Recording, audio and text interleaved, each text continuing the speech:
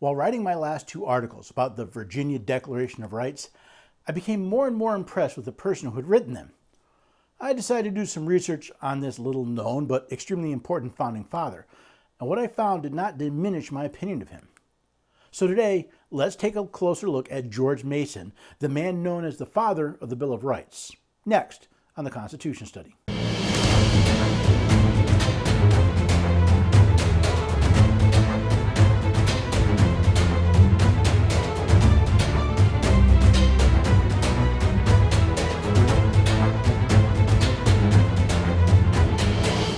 Hello there, everyday Americans. Paul Engel here with the Constitution Study, where we read and study the Constitution.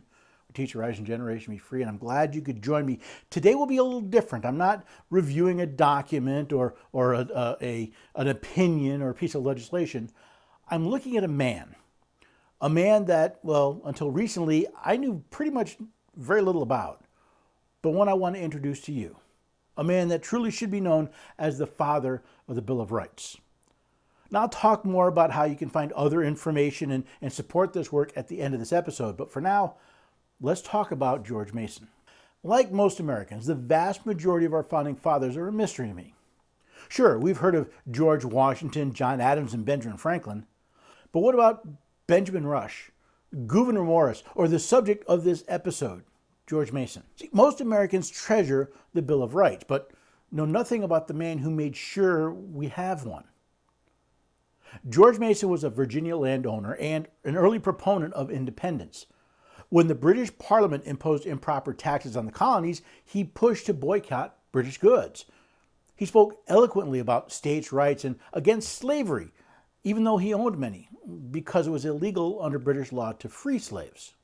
Now, although described as detesting politics, George Mason helped develop strategies to get around the Stamp Act of 1765. And served briefly in Virginia's House of Burgesses, as well as in both the 4th and 5th Virginia Conventions. While he's probably best known for the Virginia Declaration of Rights, he also worked on Virginia's Constitution. Mason spent most of his time during the Revolutionary War protecting Fairfax County and serving in the House of Delegates, although he often missed sessions due to bad health. In 1777, he was assigned to the committee to revise Virginia's laws, but resigned on the grounds that he was not a lawyer. George Mason went to the Constitutional Convention in 1787 and was one of its more influential delegates. Mason consistently supported a formal amendment process, something missing from the Articles of Confederation. And although he was a slave owner, gave an impassioned speech against the institution of slavery. Suspicious of government, Mason understood the need for a central government more powerful than the one under the Articles of Confederation, but he wanted to make sure it would not threaten local interests. Mason was the first to propose that the seat of the central government not be in a state capital to avoid that state's legislature being too influential. Although overshadowed by Patrick Henry, Mason was among the Anti-Federalists and key to the adoption of the Bill of Rights. On September 12, 1787, Elbridge Gerry proposed, and George Mason seconded, that a committee be appointed to write a Bill of Rights to be included in the proposed Constitution. That proposal failed, however, with 10 states opposing it and not a single one supporting it. This is also why when the Constitution was signed by the delegates on September 17th, 3 men refused to sign it: George Mason, Elbridge Gerry, and Edmund Randolph. George Mason almost immediately began writing his objections to this constitution of government in Philadelphia. While this document was published, it was apparently without Mason's permission. His objections were widely cited in opposition to the ratification, although Mason himself was criticized for writing it under his own name. So at that time, political tracts were signed using pen names. Despite the criticism, Objections became one of the most influential works in the Anti-Federalist movement. In fact, the opening line, "There is no Declaration of Rights," became the Anti-Federalist slogan. Although Mason had difficulties winning election to Virginia's ratification convention from Fairfax County, which he represented in the House of Delegates, the rules governing the convention allowed him to run in any county where he owned property. He sought and won election from Stafford County and renewed his fight for a Declaration of Rights to be included in the Constitution. By the time the Virginia Ratification Convention opened, Edmund Randolph had abandoned his anti-federalist position, making George Mason's goal even harder to achieve. The political infighting was intense, and for a long time, it looked like the Constitution would be ratified as is. Finally, a resolution was considered to withhold ratification pending approval of a Declaration of Rights, which was defeated 88-80. And on June 25, 1788, the convention ratified the Constitution by a vote of 89-79. Following the ratification, Mason served on a committee to compile a list of recommended amendments, and by and large, Mason's draft was adopted. I believe George Mason's influence, especially his objections, helped show others the shortcomings in the proposed Constitution. The convention in Massachusetts was so contentious it erupted into a fistfight when anti-federalist Elbridge Gerry was not allowed to speak. The impasse was eventually resolved when Samuel Adams and John Hancock, both anti-federalists, agreed to ratification on the condition that the convention also propose amendments. This became known as the Massachusetts Compromise and included a requirement for grand juries in capital cases and reserving to the states powers not delegated to the United States. Although James Madison was originally opposed to Madison's idea of a Declaration of Rights, he gradually came to understand the importance of having one.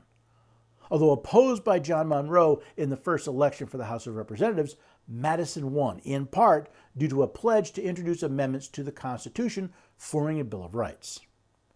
Madison was greatly influenced by the state constitutions, including the Virginia Declaration of Rights, authored by George Mason. 17 articles were approved by the House of Representatives, but only 12 by the Senate. After some negotiation, including rewording some of the articles, these 12 amendments were approved by Congress and sent to the states for ratification. 10 were ratified in 1791, and one was not ratified until 1992. George Mason returned to his home in Gunston Hall, where he devoted himself to his family, his health, and local affairs, although he did keep up his correspondence with political leaders. He ended up resigning from the Fairfax County Court after an act of Congress required office holders to take an oath to support the Constitution. Although George Mason died in 1792, he did live long enough to see his idea of a Declaration of Rights added to the Constitution. After reading both documents, I think you will agree that most of the ideas George Mason included in the Virginia Declaration of Rights in 1776 ended up in the Bill of Rights in 1791. While some may consider James Madison the father of the Bill of Rights due to his drafting of the amendments, its true parentage goes back to George Mason and his Virginia Declaration of Rights. Now, two things, other than the Virginia Declaration of Rights itself, struck me when I looked at this founding father. First, Mason was not a lawyer. So many of our political class seem to start in law school today. What's sad now is when you consider that most of those schools do not teach the actual language of the supreme law of the land anymore. Instead, they teach judges' opinions in what is euphemistically called constitutional law.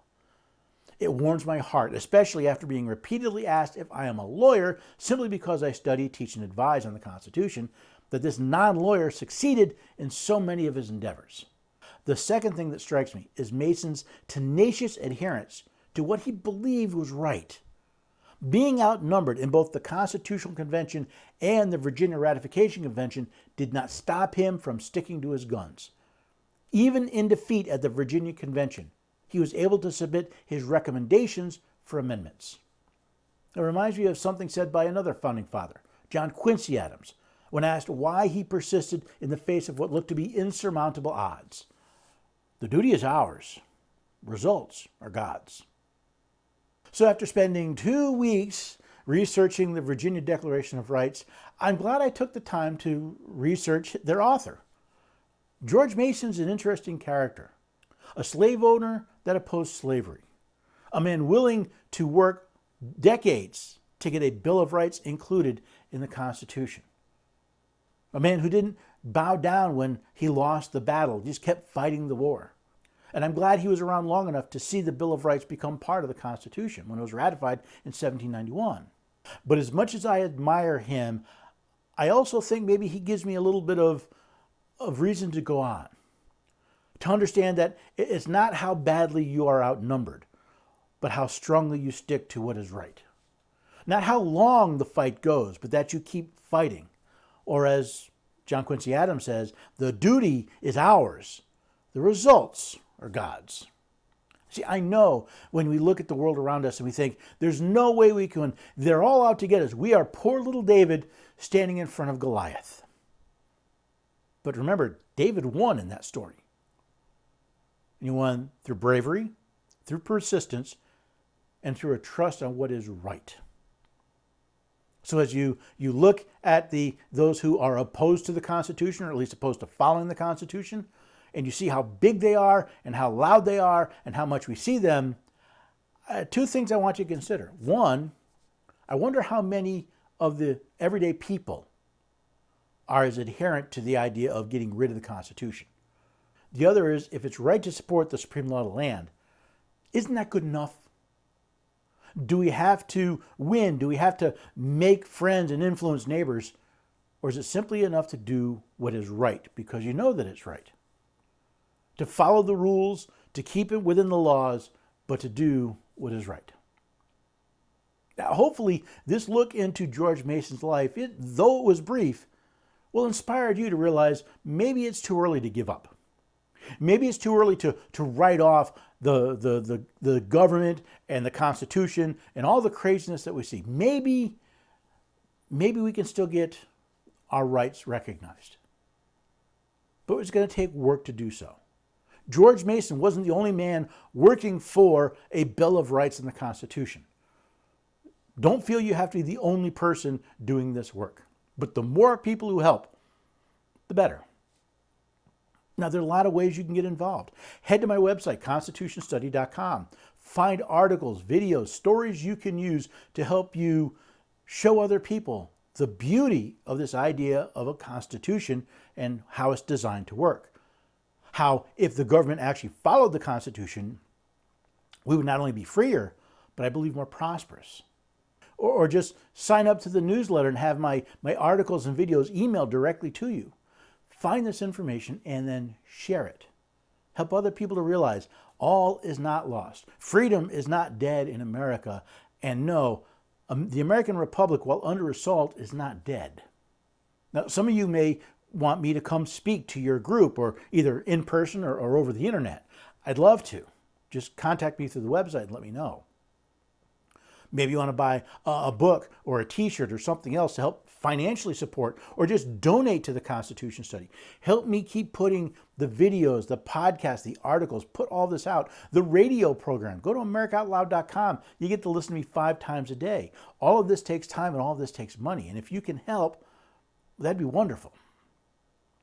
But whatever you do, whether you just share this information or whether you can support me or have me come speak to your group, I hope that the work that I'm doing here you find beneficial. And if you do, hopefully you'll come back next time with some friends when we meet right here at the Constitution Study.